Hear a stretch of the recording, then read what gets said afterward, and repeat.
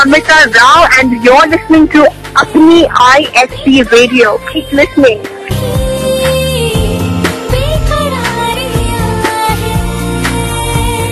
Hi Amrita, how are you doing? Hey, I'm doing absolutely wonderful. How are you doing, Haran?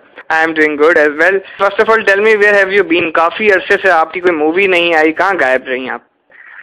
मुझे सब लोग ये सवाल पूछ रहे हैं और खुशी भी होती है कि शायद तो मुझे उन्होंने मिक्स किया।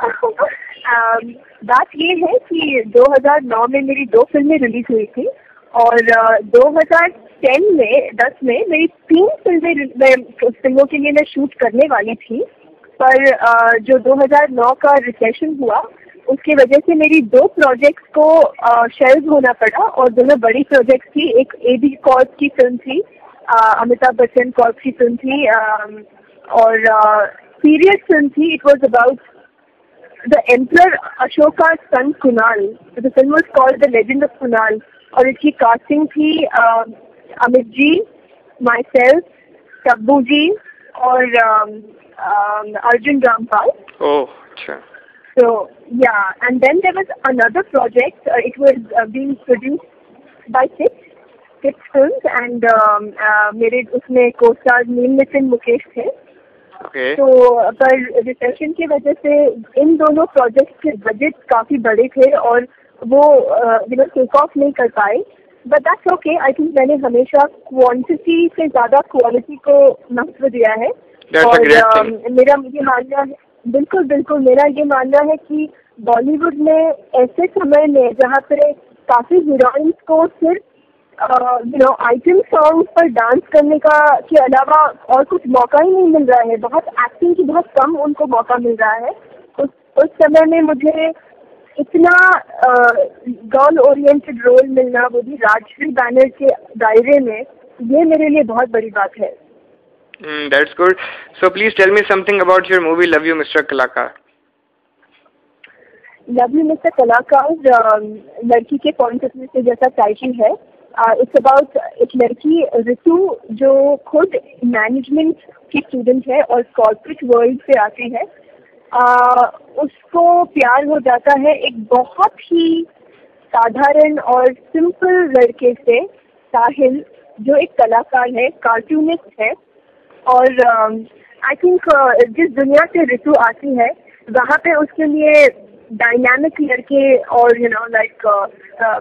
उसने काफी देखे होंगे, पर उस साहिल में जो सादगी है और उसकी कलाकारी है वो ऋतु को बहुत पसंद आती है। और बिना इस लड़के को अपनी वो कितना कमाता है या फिर उसका घर कैसा है, ये सब जाने हुए वो अपना दिल साहिल से दे बैठती है और उसके अप्स एंड डाउन्स में उसकी सपोर्ट सिस्टम बनके उसके साथ रहती है। तो मेरा मानना ये है कि ये बहुत ही स्वीट और सिंपल स्टोरी है और हर आर्टिस्ट को, चाहे वो राइटर हो, जर्नलिस्ट हो, फोटोग्राफर हो, सिंगर हो, कोई भी हो, ऐसी सपोर्ट या तो अपने घर से या दोस्तों से या गर्लफ्रेंड से अगर मिले तो उसकी जिंदगी बदल सकती है। Very right. So I'm very happy that I got to play such a strong and supportive role in the film. Okay. So how did you get into this movie? ये रोल आपको किस तरीके से मिला? हुआ ये कि राजश्री बैनर obviously मुझे they are not new to me and I'm not new to them. पर हुआ यूँ कि सूरज जी ने इस रोल के बारे में अचानक मेरे बारे में नहीं सोचा था, क्योंकि उनके लिए मैं वो ही पूनम थी विवाह वाली। पर मेरे जो निर्देशक है मनस्वी, जो डेब्यूटेंट है, उन्होंने मेरा एक टेलीविजन इंटरव्यू देखा और उन्हें लगा कि जो उनके फिल्म में जो ऋतु है, that is actually the real Amrita. And that's how he showed that interview to Suraj ji. और फिर सूरज जी ने कहा कि अरे यस यू आर राइट, यही हमारी ऋतु है। So that's how this role happened to me. Oh, that's great. So which is your favorite song in the movie? Film में मेरा फेवरेट गाना है सरफिरा सा है दिल। Okay. जो नीरज श्रीधर ने गाया है, बॉम्बे बाइकिंग। Yeah. और उसके अलावा अगर पिक्चराइजेशन की बात है तो भूरे भूरे बादल, मुझे और काफी लोगों को भूरे भूरे बादल ये गाना बहुत अच्छा लग रहा है। आई थिंक इस गाने की पिक्चराइजेशन थोड़ी जैसे कुछ सालों पहले जो हिंदी फिल्मों में होती थी, you know that old world touch है, landscape and breeze blowing and romantic song. और आजकल हम ऐसे गाने नहीं देखते, we see very fast edited song, mostly dance numbers. Yes. अच्छा, so what is the most lovable thing in your life? कोई एक चीज बताएं जिससे आपको बहुत ज्यादा प्यार हो, जिसके बगैर आप रह ना सकती हो। मेरा सेलफोन।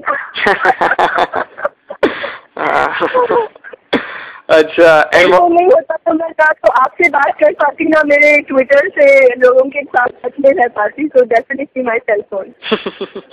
अच्छा, and what is the hateful thing जिससे आपको नफरत हो, आप बताएं। एक चीज जिससे मुझे नफरत हो? यस। मुझे अच्छा नहीं लगता जब मैं देखती हूँ कि लोग यू नो कुछ खाना खा के या फिर you know waste paper window से, अपनी गाड़ी के विंडो से गाड़ी के बाहर फेंकते हैं, या फिर कहीं पे पिकनिक स्पॉट पे जाते हैं तो you know waste paper wrapper सब वहीं पे छोड़ के आते हैं। मुझे लगता है कि हर एक की सिविक रिस्पॉन्सिबिलिटी है कि हम अपने शहर को, हम अपने कंट्री को साफ रखें, और ये चीज मुझे थोड़ी बुरी लगती है जब ऐसा लोग करते हैं। बिल्कुल सही। अच्छा, what's the craziest thing a fan ever did? Like आपके इतने सारे फैंस हैं, कभी कोई आपसे कहीं पे मिलता भी होगा, तो किसी फैन ने कोई ऐसी चीज की हो जो आप भूल ना सकती हो कभी? आई थिंक फैन था, वो शायद नागपुर से था। ओके। नागपुर करके एक छोटा सा सिटी है इंडिया में। Yes. और उन्होंने मेरे लिए एक गिटार खरीदा था, और वो चाहते थे कि वो गिटार वो मुझे पर्सनली दे, और उसके लिए वो खास करके बॉम्बे आए, उसने मेरे घर का पता किया, और मेरे घर के बाहर एक एसटीडी बूथ रहा करता था, वहाँ पर वो बहुत दिनों तक भटकते रहे, मतलब और मुझे इसके बारे में बिल्कुल पता नहीं था। बाद में मुझे यू नो लाइक वॉचमैन से पता चला कि ऐसा मेरे पिताजी को उनका एक दिन एक्चुअली इस फैन का सुबह सुबह फोन आया। आई डोंट नो, उन्होंने किसी की तरह से मेरे घर का नंबर फाइंड आउट किया, और मेरे पिताजी को 7 बजे सुबह में फ़ोन किया। तभी उन्होंने you know like my father realize the anxiety in his voice, और उन्होंने इमीडिएटली मुझे बोला कि यू नो ऐसे हो रहा है। तो मैंने फिर उस लड़के को फिल्म सिटी बुला लिया जहाँ पे मैं शूट कर रही थी विवाह के लिए। और फिर उसका गिफ्ट भी ले लिया मैंने, और उसको एक फोटोग्राफी दिया मेरे साथ। So I think it was very memorable for me, that incident. That's great. अच्छा, so as the movie is about to release now, so how are you feeling? Nervous हैं, खुश हैं, या डर सा लग रहा है, कैसा फील करिए? Honestly, मुझे ऐसे लग रहा है अभी इस वक्त की जो कुछ भी अभी वर्तमान काल में हो रहा है, प्रेजेंट में हो रहा है, प्रेजेंट टेंस में, yes. मैं उसको बहुत एंजॉय कर रही हूँ। मुझे अच्छा लग रहा है कि बहुत सारे लोग आने वाले हैं मीडिया से, जो एक क्रिएटिव प्रोफेशन से हैं, और मेरी फिल्म देखने वाले हैं। कल क्या होगा, ये फिल्म का क्या रिएक्शन होगा, ये सब मेरे बस में नहीं है, मेरे कंट्रोल में नहीं है। तो आई थिंक जो हमारे बस में नहीं है उस पर चिंता करना बेकार है बेसिकली।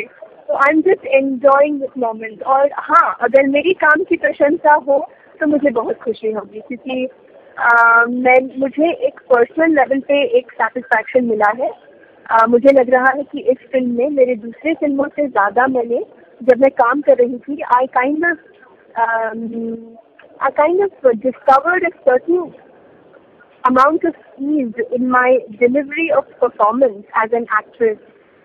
और आई थिंक ये एक्सपीरियंस के साथ ही होता है। तो मुझे एक अंदरूनी सेटिस्फैक्शन मिली है इस परफॉर्मेंस से।